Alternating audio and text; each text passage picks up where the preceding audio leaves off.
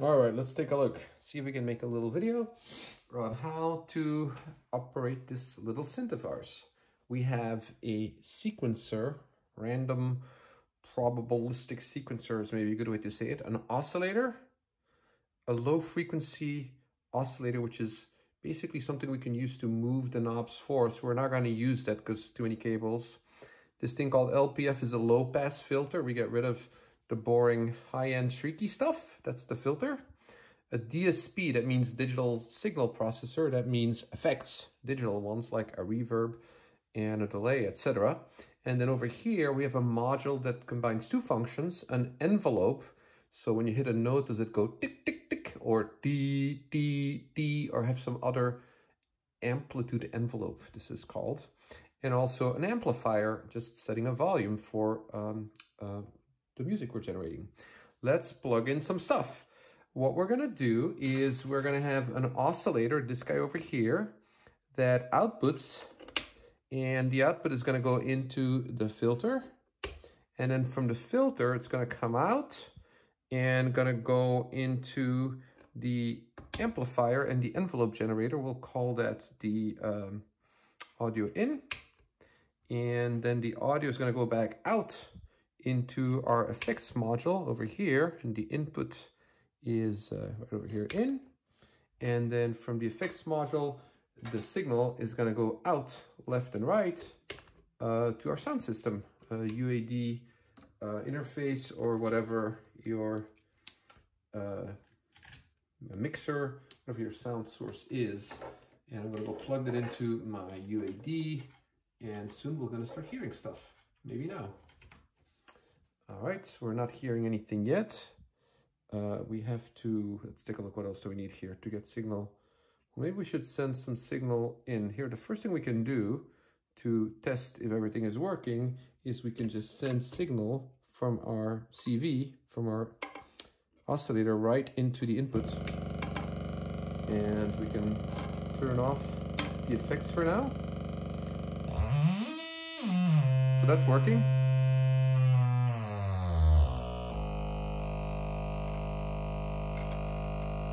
We can make sure is this piece over here working. If we're going from, let's take a look, from our filter straight into the input. We're gonna go into the filter. All right, that's still working. Our filter here is working, that's good. Good, so everything is working. And let's go finish up what we call the signal path to make sure that everything is working correctly.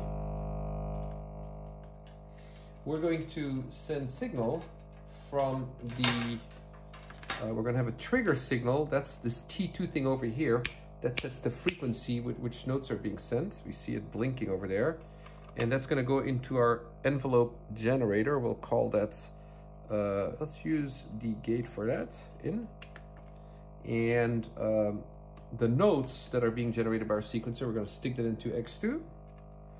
And that note is going to go to the note input over here. Well, hey, music's coming out. Let's follow the signal again.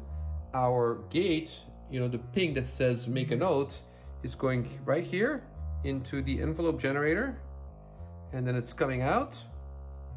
And then from here, it's gonna go, something is not plugged in correctly yet.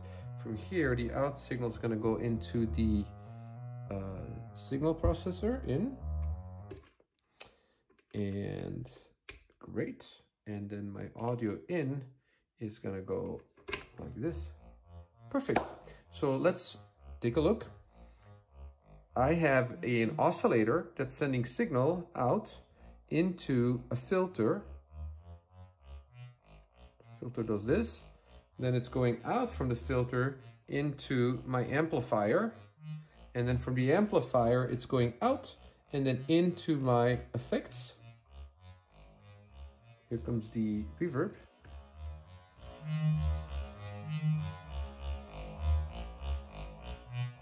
And then the envelope is being generated over here by the ping cable, and that's sending a trigger into the envelope generator. And the notes that the oscillator generates are being defined over here by our sequencer, and it's going into here. We're going to quantize this thing so everything is on a note and a scale. We're going to pick a root note that we like and the sound that we like.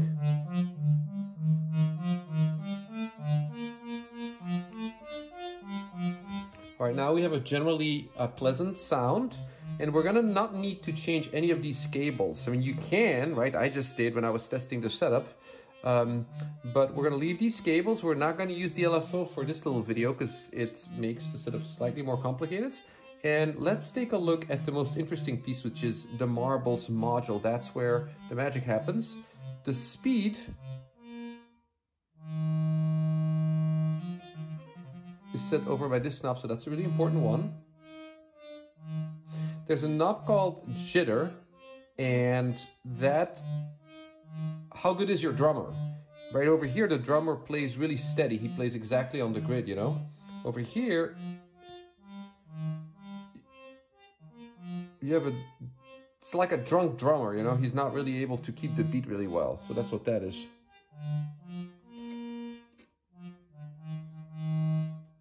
I'm gonna keep this on the beat, but it might be fun. It's usually fun to have a little bit of jitter in there. Adds a little bit of, makes it feel more organic. So that's the beat that we are playing. It's over here, and we're using the T2 generator to keep things simple. You can make things more complicated if you want. So that's this half of the module, and that's sort of all we need to know. We can speed it up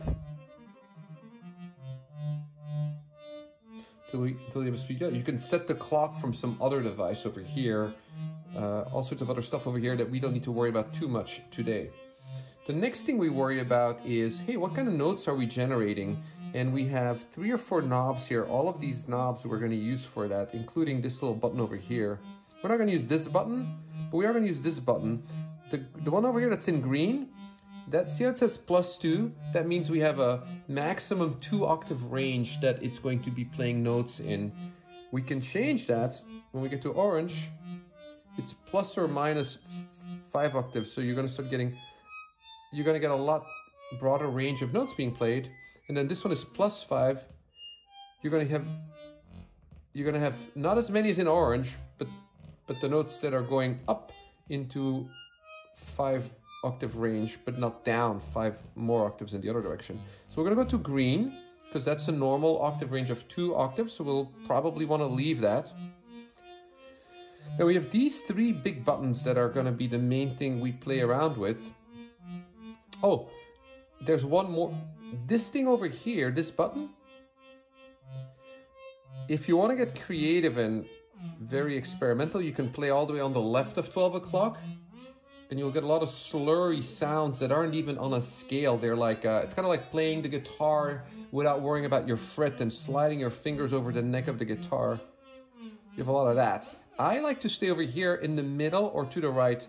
In the middle, you're playing notes that are not in any kind of scale. And then as we move towards 12 o'clock, we have fewer and fewer notes. So over here, I believe you're gonna have like 8, you know, when you're about 2 o'clock, you'll get 8 notes out of the scale being played. And then over here, maybe you've got 5. Maybe you still get like your root and your 4 and your 5, and that's about all you're gonna get over here at the 9 o'clock position, the 3 o'clock position, sorry. And then little by little, as we go to the 5 o'clock position, 6 o'clock position, you'll only hear a note and the octave. Now, over here, I probably have 3 or 4 notes in the scale that are being played. Now, the next question you have is like, well, what's my scale? And if you put your finger on this button from before and you hold it down for a few seconds, you'll start seeing that light blink, and that's going to tell you which of 6 scales that we are using. So right now, I've got a, let's take a look what we have is, it's an orange blinking light, right? But if once it's blinking, I can click. Red blinking, green, oh, look, it's blinking faster now. Fast orange, fast red, slow green, slow orange. And if we look in the manual, I think slow orange is probably going to be our minor scale. Slow green is a major scale, and then slow red is the pentatonic scale, and then the fast blinking ones, those are more exotic scale, the Peloche scale and the Rock Bhairav and Rock Shri scale. So you can try those out by holding down this button and then waiting for it to start blinking and then clicking through. Let me show you that one more time. Okay, we're slow orange, that means minor. If I click once, well, actually, I didn't go fast enough. Watch this. Slow orange, slow red. Now I'm playing Gamalion, Rag Barav, Rag Shri.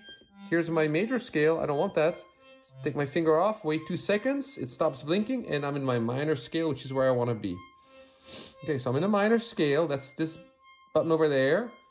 And I'm playing 3 or 4 notes. Now the next thing I want to do is I have this knob called bias, right? This one over here. Oh, this is really annoying, actually.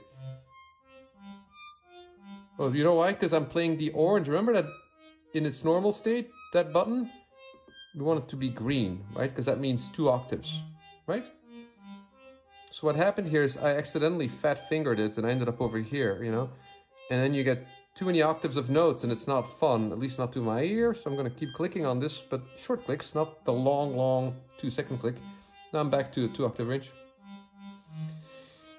It's constantly recycling new notes into a loop. Right now the loop, and you're setting the loop over here, 60 notes, all the way down to 1 note on the counterclock.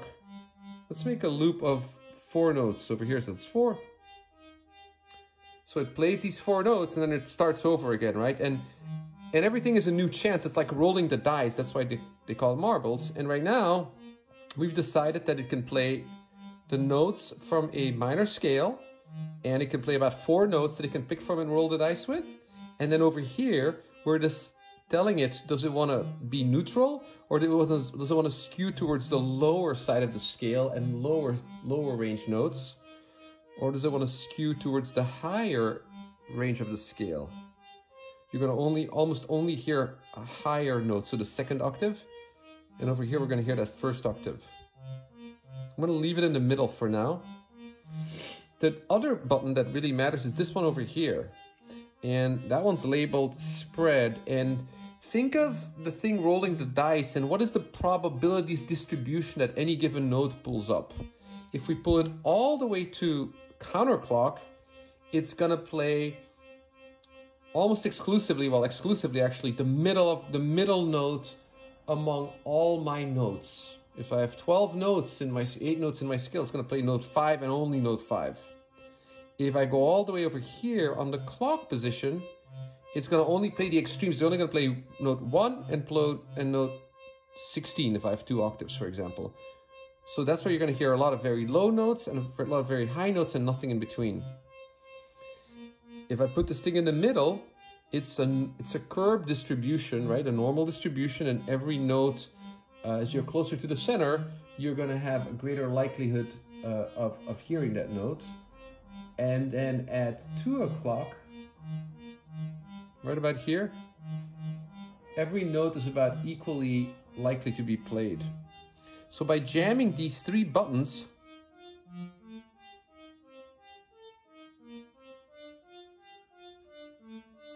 the tempo,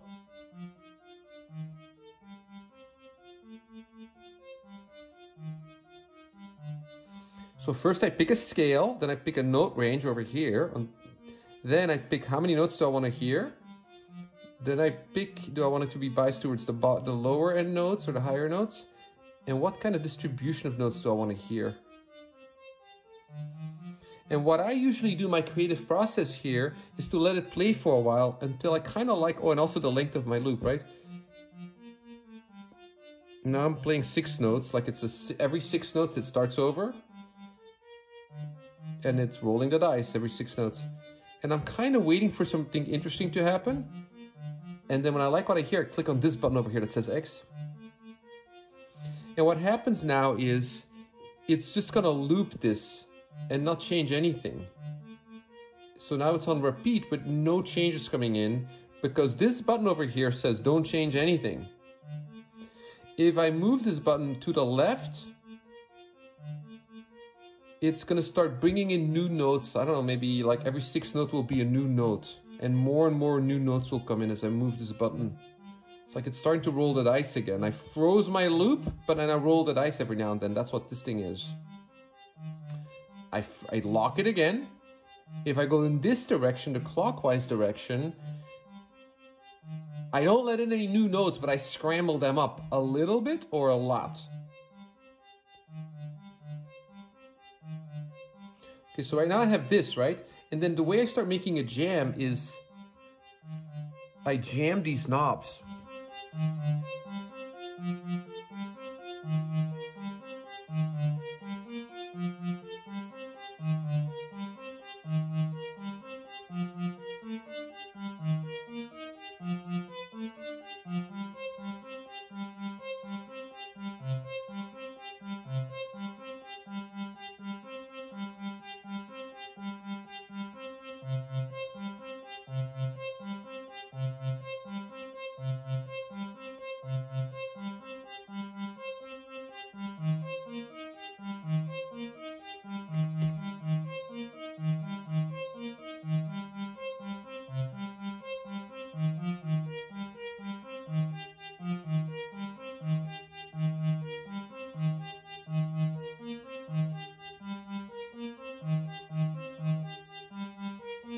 "60 notes in my loop now."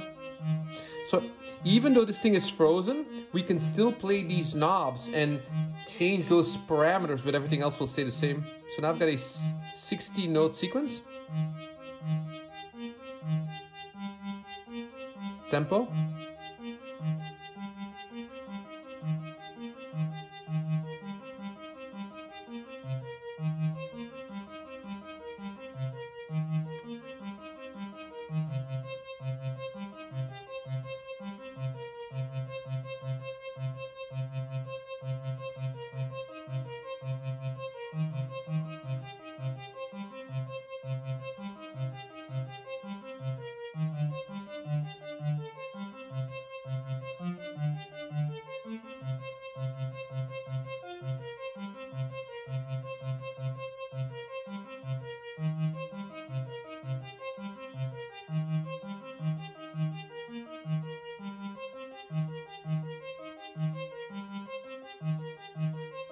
And if I wanted to organically change, let in some new notes a little bit over here, going a little bit clockwise, counterclockwise.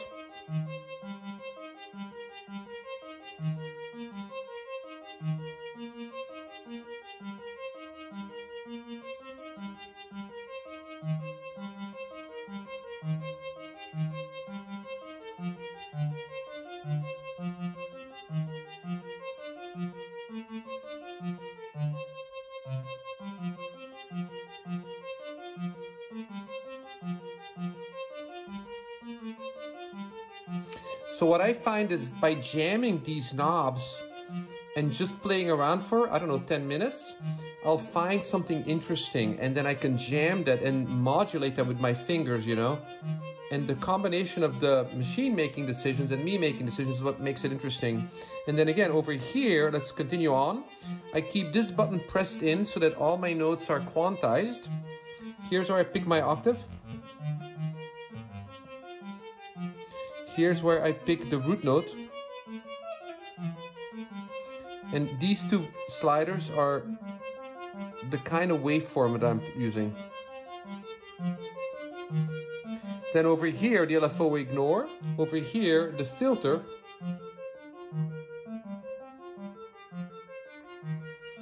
The filter is when we shave off the high notes.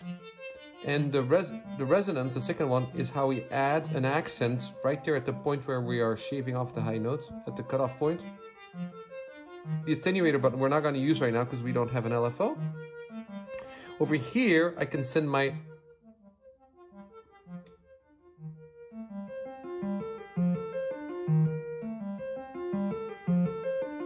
I can shape my envelope.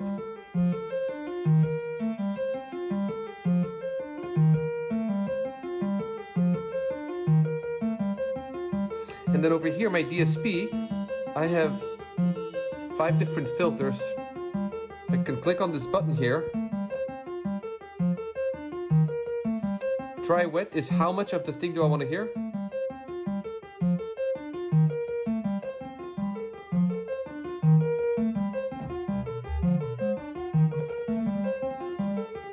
This is a, for example, a delay. And these are the variables.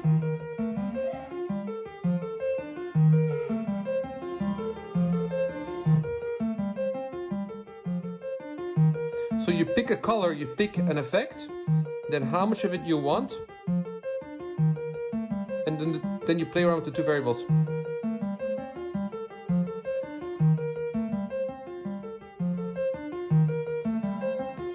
I like over here to play with the delays. There's a couple of different, there's 3 or 4 different delays.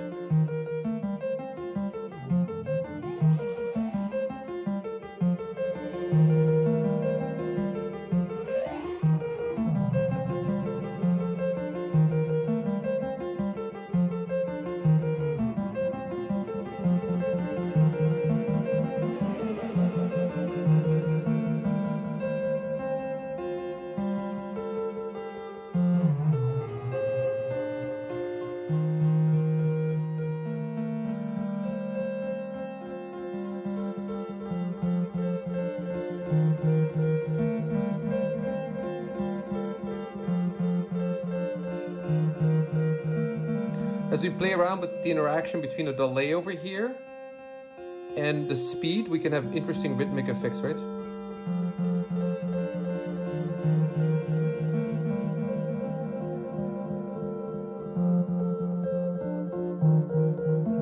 Or we can just put a simple, a little bit of reverb. Maybe a little bit simpler, right?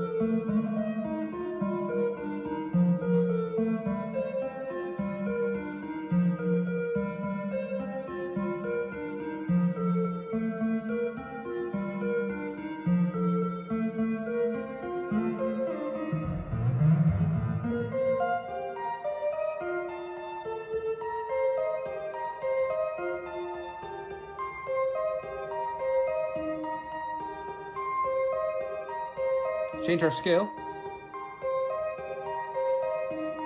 It's blinking. I'm gonna go to one of the exotic scales.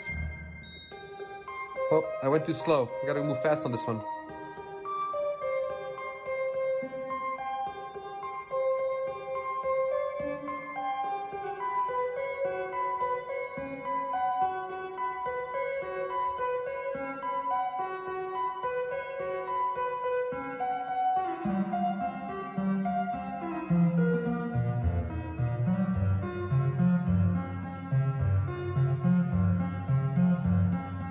Don't like that scale, let's go back. Blinking. Back to my minor scale, here we go.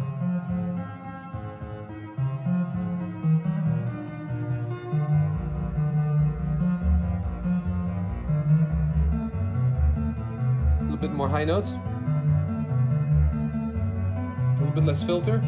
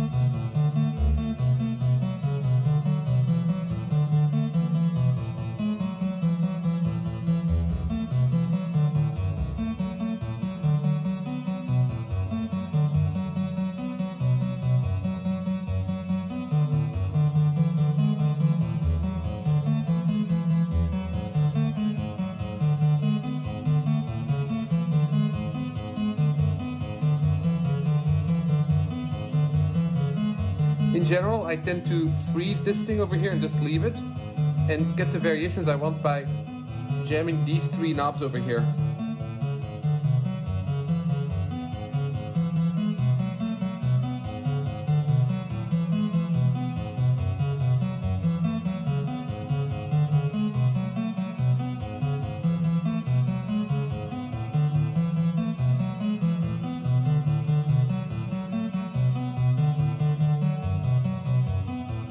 Remember, if you get bored, it'll just change a little bit, just a little bit to the left of 12 o'clock, and there you go.